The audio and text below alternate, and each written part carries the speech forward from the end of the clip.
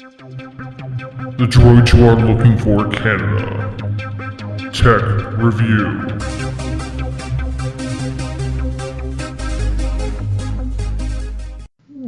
200 bones, huh? I didn't pay that much.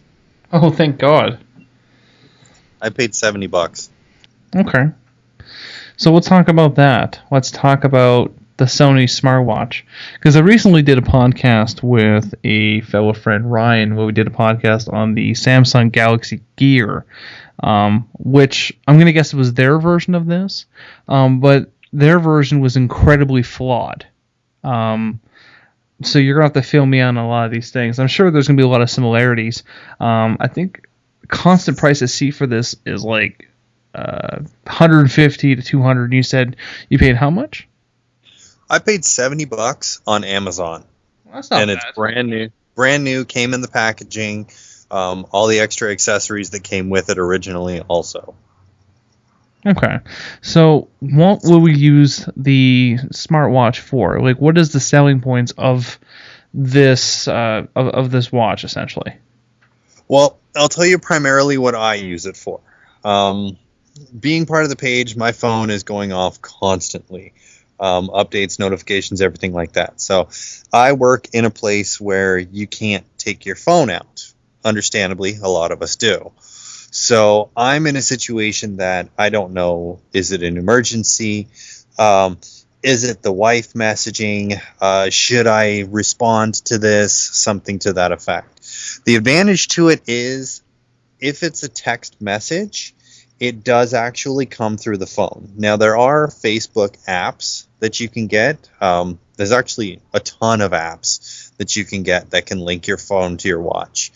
Now, I primarily use it for when I get a text message, it comes up on my watch.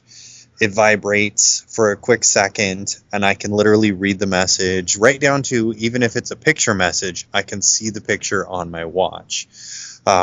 As well as I have all kinds, any timer that I set on my phone will go through on the watch. If my phone is pretty much in silent mode, most of the notifications come through on my watch, so I can get them and see if something's happening, if I need to respond, everything like that.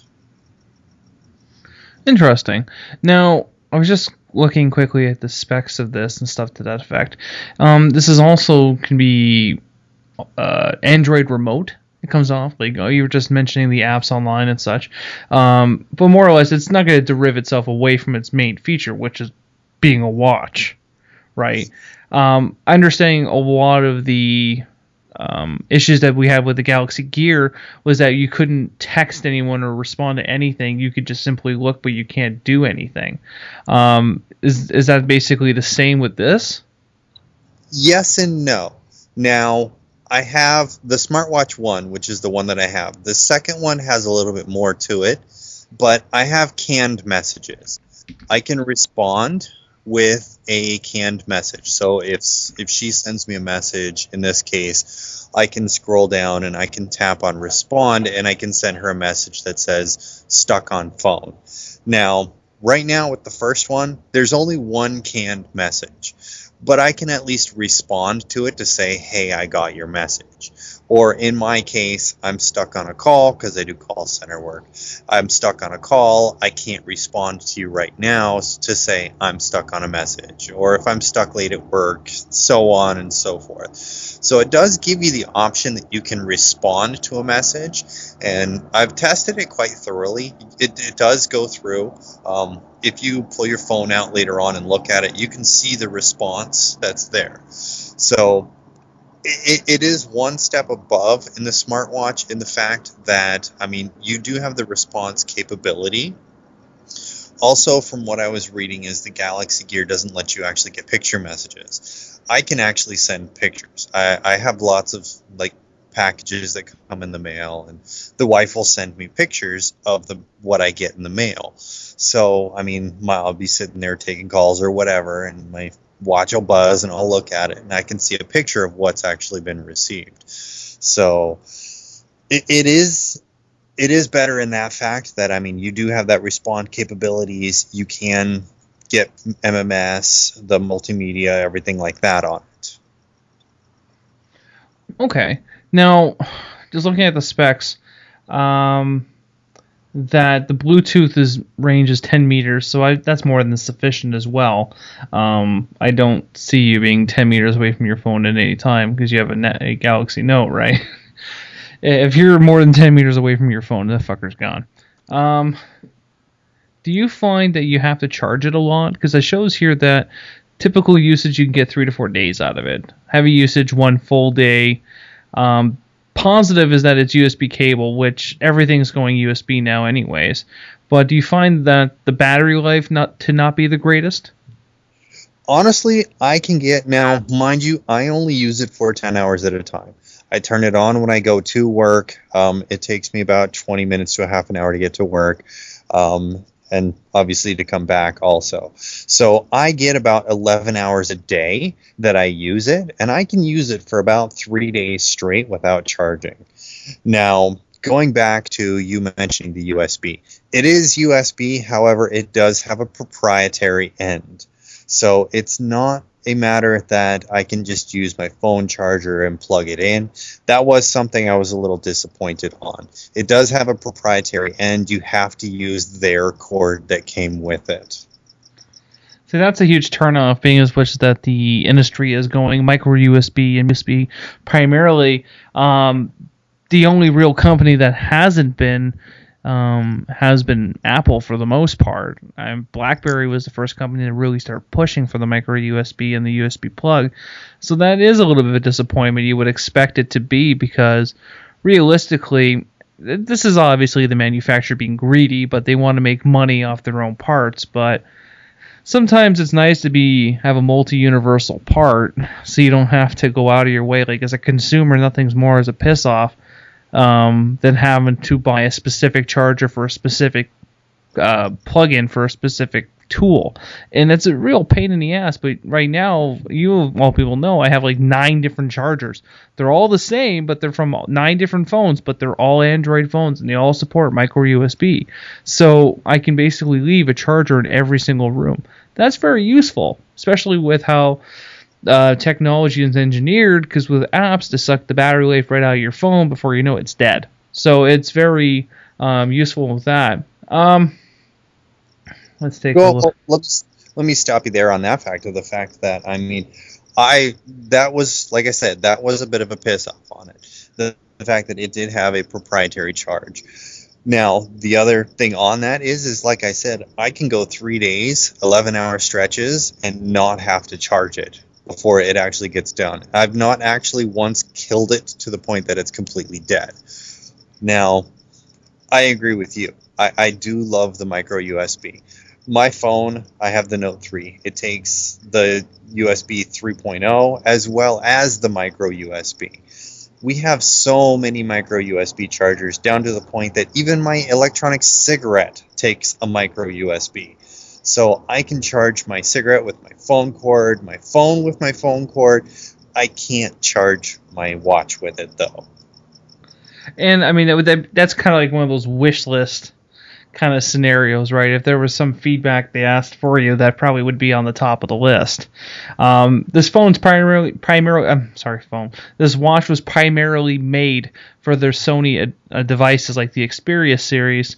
I don't think you know as much of a difference, though. Like, I mean, I had an Xperia at one point. It wasn't too bad, but if I'm going to go Android, I might as well go the main one, which is a Samsung Galaxy series. But have you noticed like a difference that should you have to have a Sony Ericsson phone to use this, or is it just standardized for all Android phones? It's standardized for Androids. I mean, it doesn't work with anything but.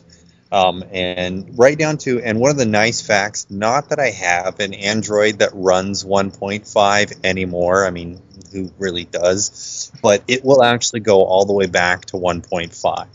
So, I mean, it was nice in that fact they've made it compatible with a lot of the devices. It is absolutely compatible with all of the new devices that come out. Well, I remember my Android device. I think it was an LG Eve.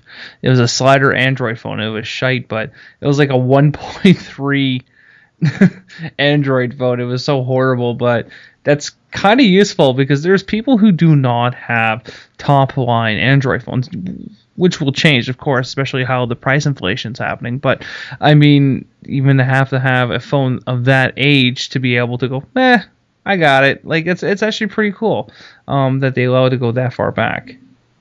Yeah, I mean, absolutely. I mean, a lot of the pay-as-you-go Android phones. I mean, just about everyone's going into a smartphone.